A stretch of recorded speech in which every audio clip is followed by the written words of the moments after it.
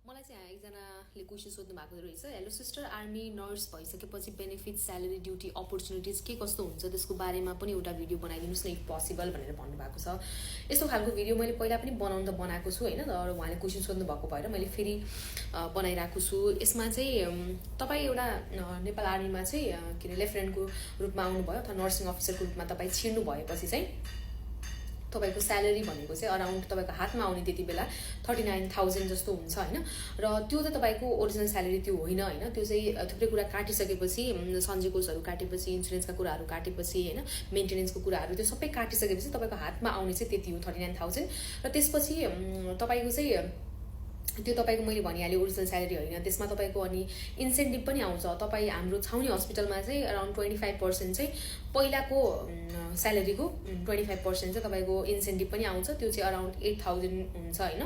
र तपाईँ चाहिँ त्यसबाहेक हाम्रो अरू हस्पिटल पनि छ क्या, मिलिट्री हस्पिटल भनेर नेपालगञ्ज, इटरी, पोखरा, त्यहाँ गयो भने चाहिँ तपाईँको 33% को अराउन्डमा आउँछ, अलिकति बढी आउँछ त्यहाँ चाहिँ होइन। र त्यसबाहेक अरू फिल्ड एम्बुलेन्सहरू हुन्छ, त्यहाँ चाहिँ फीहरूमा चाहिँ यो आउँदैन, इन्सेन्टिभ आउँदैन।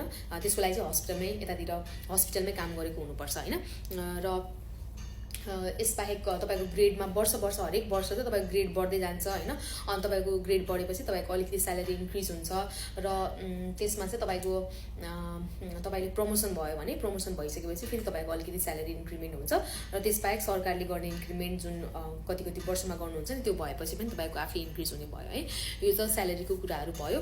अब यसमा अरू बेनिफिट्सहरू भनेको एउटा यो भयो, एउटा क्वार्टरको कुरा हुन्छ। र यो चाहिँ क्वार्टर चाहिँ तपाईँको घर काठमाडौँमै छ भने चाहिँ तपाईँ क्वार्टर पाउनु हुँदैन, तपाईँको घर चाहिँ बाहिर छ भने चाहिँ तपाईँले क्वार्टर पाउने पोसिबिलिटिज बढी हुन्छ। तपाईँले लिटर लेख्नुपर्ने हुन्छ र केही समय चाहिँ कुर्नुपर्ने हुन्छ होइन।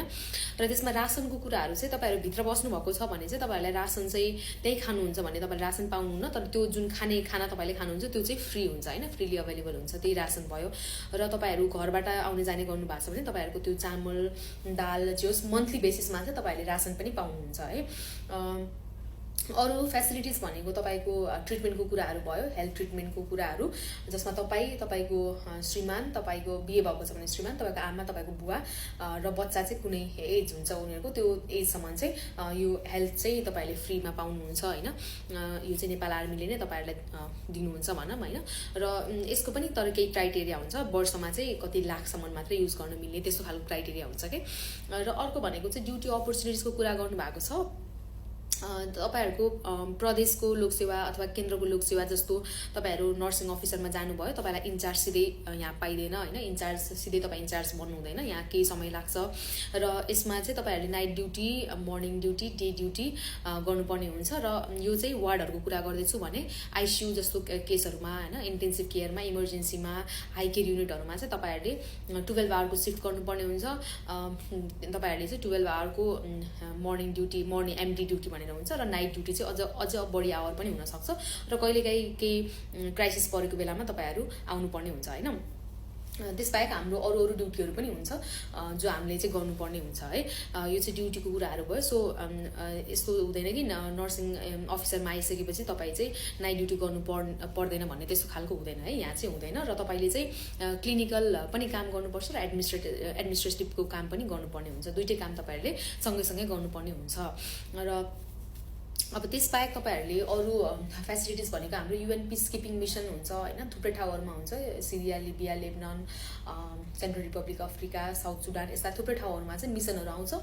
त्यसको लागि चाहिँ तपाईँले चाहिँ नर्सिङ चाहिँ गरिसकेको चाहिँ अराउन्ड 2 to 3 years भएको हुनुपर्छ। र सिनियरिटी पनि वेट गर्नुपर्ने हुन्छ, तपाईँको सिनियरहरूको पालो गइसकेपछि अनि तपाईँको पालो आउने हो।